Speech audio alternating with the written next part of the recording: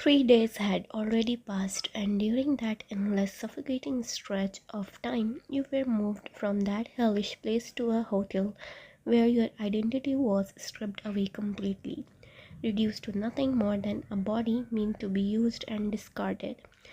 Drugs were injected into you after every customer to keep you numb, compliant, and silent, blurring your sense of time and reality until nights and days melted into one another, and with every forced encounter, a piece of your soul seemed to break off and disappear forever, leaving you hollow and exhausted as all your hopes, dreams, and memories of love, safety, and a future shattered. Shattered beyond repair, scattered like glass across a life you no longer recognized as your own. Meanwhile, Rose had been staying alert every second, watching over Jimin's unconscious body as he lay on the bed in her small, dimly lit apartment, the curtains drawn tight and the air heavy with tension and fear. She had seen everything that night at the club, the way he followed the woman without hesitation, the way rage and desperation burned in his eyes, and something about him had felt painfully familiar. She had followed him because she knew recklessness when she saw it. She had lived with it ever since her own sister disappeared, the same fire that had driven her to collect proof, to stalk shadows and names like Simon and Mike was alive in him too, except his desperation was rarer, louder, almost feral. As she adjusted the bandage on his ribs, a sudden noise came from the bedroom, a sharp gasp followed by the sound of sheets rustling violently, and Rose froze before rushing inside, her heart pounding as she saw Jimin struggling. His face contoured in pain as he tried to sit up. "Hey, don't move," Rose said quickly, crossing the room in long strides and pressing him gently back against the mattress. "You are still recovering." Jimin's eyes snapped open, wild and disoriented, scanning the unfamiliar room before settling on her face. "How long? How long was I out?" he asked hoarsely, his voice cracked and dry. Rose swallowed hard. 3 days. The words hit him like a physical blow.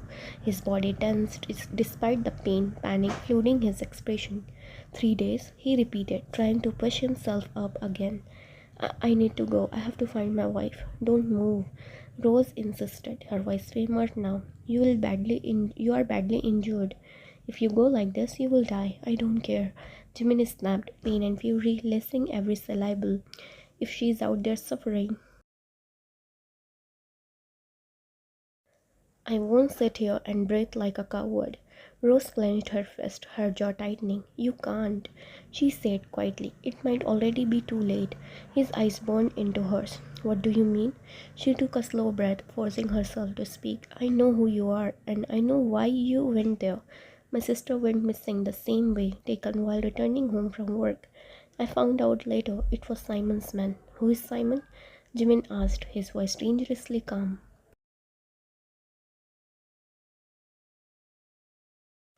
"Simon and Mike," Rose replied. "They are brothers. They run everything, illegal businesses, weapons, drugs, money, and girls. They have connections everywhere.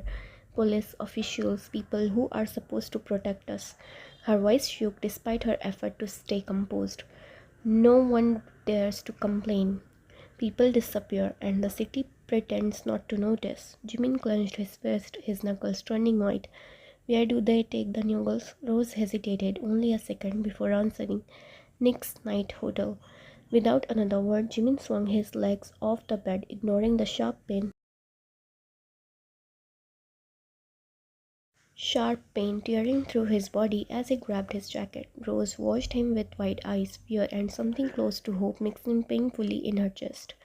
"You can't do this alone," she said, stepping towards him. He paused at the door, his back stiff, his voice low but unbreakable. "I can't stay either." He stormed out before she could stop him, the door slamming shut behind him. Rose stood there in silence, her hands trembling as tears burned her eyes. She knew he wouldn't listen. She had heard the same determination in her own voice once, but as she stared at the closed door, she realized something she hadn't allowed herself to feel in a long time. Belief. Belief that maybe, just maybe, this man with broken bones and unyielding heart could do what she had never found the courage to do. Walk straight into hell and bring someone back alive.